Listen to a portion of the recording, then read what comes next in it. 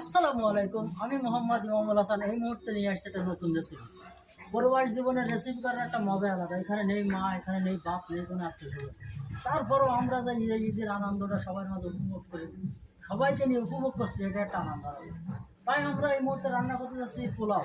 পোলাওর জন্য নিয়েছি পোলাও রাইস, আদা,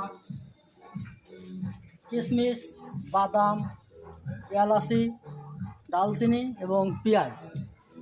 সাথে আছে স্পেশাল 2 নম্বর ঘি। কারণ 1 নম্বর ঘি কনে পাবো, কইটা যার যখন তখন 2 নম্বর।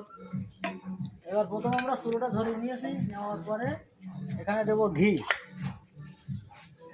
সেই 2 নম্বর ঘিটা আমরা এখানে দিয়ে দেবো।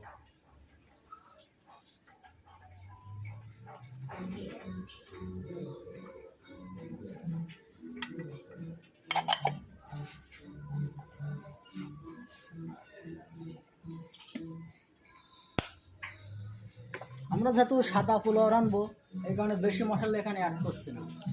বেশি মশলা অ্যাড করলে সাদা পোলাওয়ার টেস্টটা পাল্টে যেতে পারে। এই কারণে আমরা এখানে বেশি মশলা অ্যাড করি না। এখন আমার ঘি গরম হয়ে গেছে, এখানে পেঁয়াজটা দিয়ে দেবো। ব্যবস্থাটা বানিয়ে দেবো পেঁয়াজের।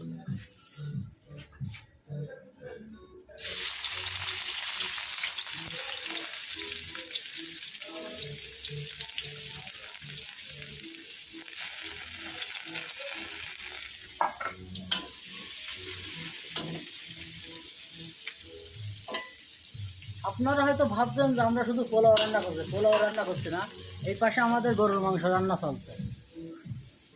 আমরা লোকজন অল্প, ভাই 2-3 জন মানুষ, তাই এখানে গরুর মাংস রান্না হচ্ছে, 4টা গরুর মাংস, আর ও পাশে সাদা পোলাও। এইটাই পরিবার জীবনের আনন্দ, এইটাই।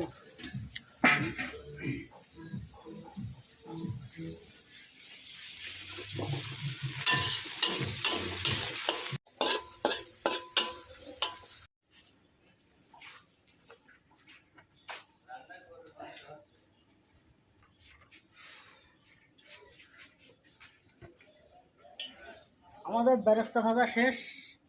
এখন আমরা পোলাও রাইসটা ভেজে নেবো সুন্দর করে।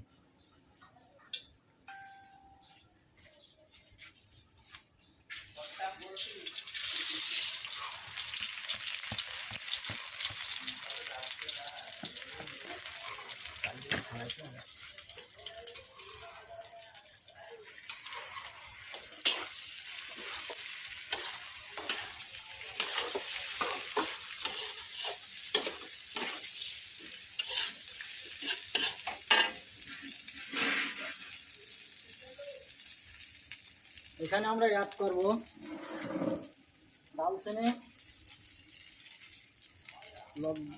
লবঙ্গ, ইলাচ ফল, বাদাম এবং কিশমিশ।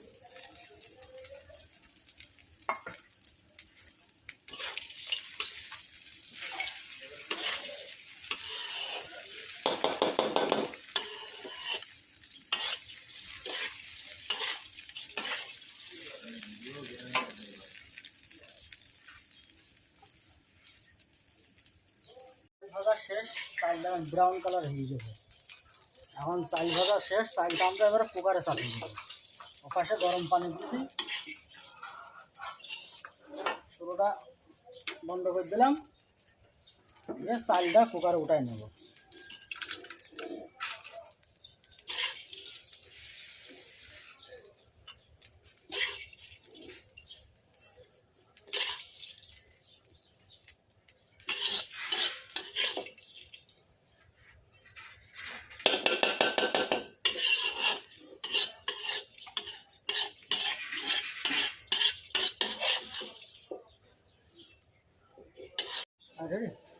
আমরা এখানে গরম পানি অ্যাড করব। এখানে চাল নিয়েছি আমরা 3 কাপ, গরম পানি দেবো 4.5 কাপ।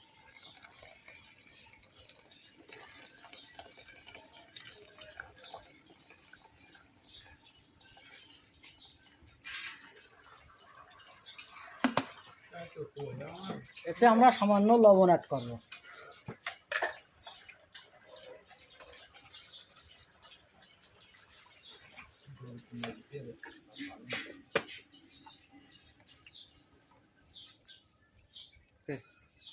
ओके।